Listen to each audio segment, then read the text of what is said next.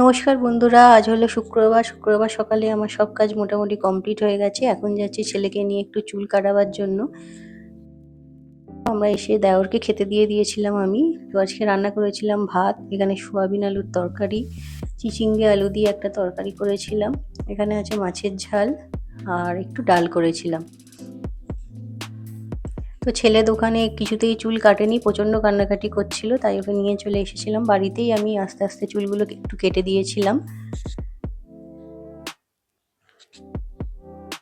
সন্ধ্যাবেলা মেয়ের সঙ্গে বেরিয়েছিলাম, একটু একটু কাজ ছিল। তো এই যে আমরা যাচ্ছি। তো এইটুকুই ছিল আমার আজকের ব্লগ। আশা করি তোমাদের ভালো লেগেছে। ভালো লাগলে অবশ্যই লাইক করো, চ্যানেলটাকে একটা সাবস্ক্রাইব করে দিও।